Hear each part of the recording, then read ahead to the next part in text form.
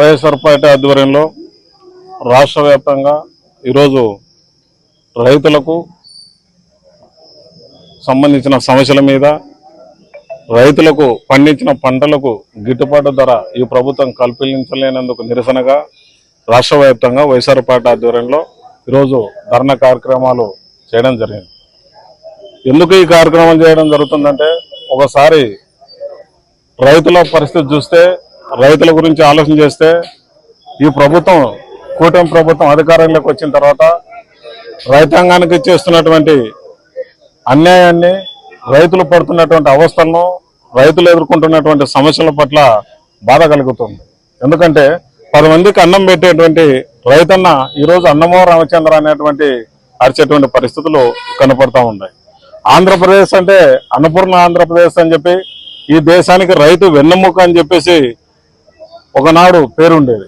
కానీ ఈరోజు రైతే రాజు అనేటువంటిది ఆనాడు వైఎస్ఆర్ ముఖ్యమంత్రిగా ఉన్నప్పుడు కానీ, వైఎస్ఆర్ పార్టీ అధికారంలో ఉన్నప్పుడు కానీ రైతులకు పెద్దపీట వేసి ఉచిత విద్యుత్ కానీ, ప్రాజెక్టులు కానీ అనేకమైనటువంటివి చేస్తే, ఈ ప్రభుత్వం మరి అధికారంలోకి వచ్చిన తర్వాత ఎన్నికలప్పుడు అనేకమైనటువంటి హామీలు ఇచ్చింది రైతుల కోసం.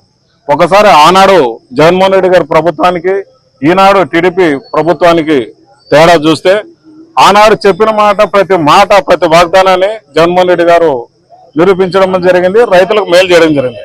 వాటిలో కొన్ని ఆలోచన చేస్తే, తన ఎన్నికలప్పుడు జగన్మోహన్ రెడ్డి గారు రైతులకు పెట్టుబడి నిధి కింద సంవత్సరానికి 12,500 రూపాయలు ఇస్తానని చెప్పిన మాట చెప్తే, అదనంగా 1000 రూపాయలు కలిపి ప్రతి సంవత్సరము 13,500 రూపాయలు ప్రకారంగా 64 లక్షల మందికి రైతులకు అకౌంట్లలో జమ చేయడం జరిగింది.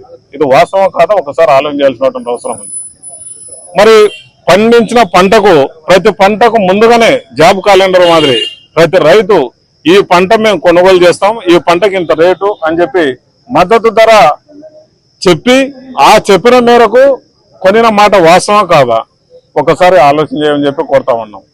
మరి ఈరోజు తెలుగుదేశం పార్టీ అధికారంలోకి వచ్చిన తర్వాత మేము జగన్మోహన్ రెడ్డి గారి కన్నా మేము ఎక్కువ ఇస్తాము, మరి మా కూటమి ప్రభుత్వం అధికారంలోకి వస్తే అన్నదాత సుఖీభవ అనే పథకం కింద 20,000 రూపాయలు ఇస్తామని చెప్పి రైతులను నమ్మించడం జరిగింది. మరి ఏం జరిగింది? ప్రభుత్వం వచ్చి 2 సంవత్సరాలు అధికారంలోకి వచ్చినా కేవలం 1 సంవత్సరం మాత్రమే 20,000 ప్రకారంగా ఎంతమందికి రైతులకు వేశారు? 48 లక్షల మందికి.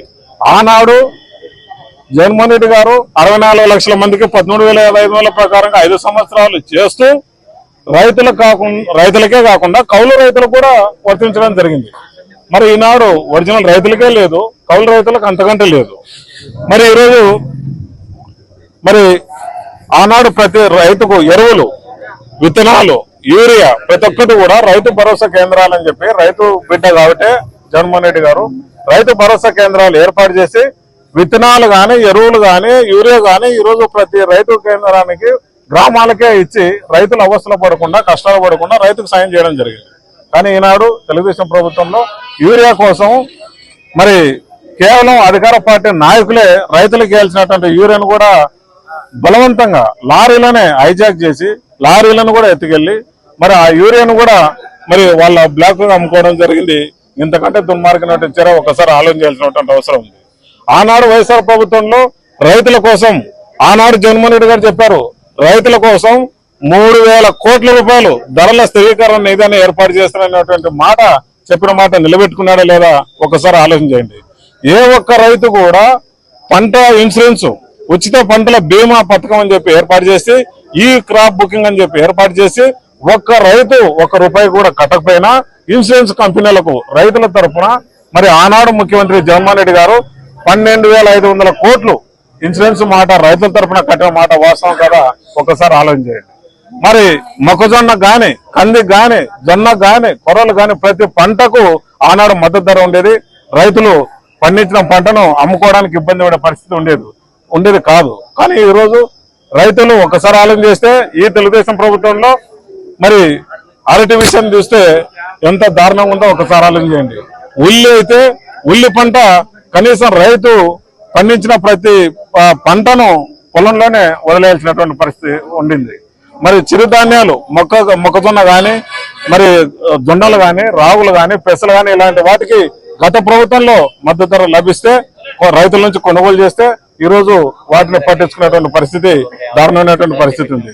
ఆనాడు మరి మనం ముఖ్యమంత్రిగా ఉన్నటువంటి జగన్మోహన్ రెడ్డి గారు మరి అరటి విషయంలో గాని, మరి చిరుధాన్యాల విషయంలో గాని, ఎక్కడ గాని ఏ ఒక్క రైతు ఇబ్బంది పడుకోకుండా చెప్పిన ప్రతి మాట, ఇచ్చిన మాట కంటే ఎక్కువ, చెప్పిన దానికంటే అదనంగా ముఖ్యమంత్రి గారు, ఆనాటి ముఖ్యమంత్రి గారు మా రైతుల గురించి, రైతు బిడ్డగా రైతులు కష్టపడకూడదు, రైతు కంటే కన్నీరు ఉండకూడదు, రైతులకు ఎంత చేసినా తక్కువే అని చెప్పేసి ఆనాటి ప్రభుత్వం రైతాంగం గురించి ఆలోచన చేస్తే, ఈనాటి ప్రభుత్వం చెప్పిన మాట ఏ ఒక్కటి కూడా నిలబెట్టుకోకుండా, ఇచ్చిన వాగ్దానాన్ని నిలబెట్టుకోకుండా, రైతుల గురించి ఆలోచన చేయకుండా కనీసం యూరియా కూడా సప్లై చేయలేని పరిస్థితిలో ఈ రోజు ఉంది. పండించిన పంటను కొనుగోలు చేయలేని పరిస్థితిలో ఈ ప్రభుత్వం ఉంది. ఒక మాటలో చెప్పాలంటే రైతాంగం గురించి కానీ, రైతుల గురించి కానీ ఈ ప్రభుత్వం ఏ మాత్రం కూడా పట్టించుకోకుండా గాలికి వదిలేయడంతో రైతులు ఈ రోజు అనేక అవస్థలు ఎదుర్కోవాల్సినటువంటి పరిస్థితి, అనేక ఇబ్బంది పడేటువంటి పరిస్థితి ఉంది. రైతులు యూరియా కోసం రోడ్డెక్కాల్సిన పరిస్థితి ఉంది. పండించిన పంటను అమ్ముకోవడానికి రోడ్డెక్కాల్సినటువంటి పరిస్థితి చూస్తాయి. మరి ఈ రాష్ట్రంలో ఇంత దారుణంగా రైతుల గురించి అధ్వానమైనటువంటి పరిస్థితి కొనసాగుతుంటే ఈ ప్రభుత్వం రైతుల పట్ల మరి ఇంత అధ్వానంగా వ్యవహరిస్తుంటే వైఎస్ఆర్ పార్టీ మరి చూసుకుంటూ ఊరుకుండదు. రైతుల పక్షాన, రైతుల కోసం ఏ ఒక్క సమస్య వచ్చినా, రైతుల కంట కన్నీరు వచ్చినా, రైతుకు ఏ సమస్య వచ్చినా కూడా వైఎస్ఆర్ పార్టీ ఎప్పుడు కూడా ముందుంటది. రైతాంగాన్ని ఆదుకోవడంలో, రైతాంగం కోసం పోరాటం చేయడంలో, రైతాంగానికి ఏ ఇబ్బంది వచ్చినా, ఏ కష్టం వచ్చినా మేము ఖచ్చితంగా అండగా ఉంటూ ఈ ప్రభుత్వం చెప్పిన మాట, ప్రతి వాగ్దానాన్ని నిలబెట్టుకోవాలని చెప్పి కోరుతున్నాం. రైతులు రోడ్డు ఎక్కముందుకే, రైతులు ధర్నా చేయకముందుకే, రైతులు కన్నీరు చేయకముందుకే ఈ ప్రభుత్వం మేల్కోవాల్సినటువంటి అవసరం ఉంది. రైతులకు ఏదైతే మీరు హామీ ఇచ్చారో, రైతులకు ఏదైతే మీరు ఎన్నికలప్పుడు మాట ఇచ్చారో ఆ హామీని నిలబెట్టుకోవాలని చెప్పి వైఎస్ఆర్ పార్టీ కోరుకుంటుంది. అందుకోసమే రైతుల పక్షాన ఈ రోజు ఈ ధర్నా కార్యక్రమం నిర్వహించడం జరిగింది. Thank you.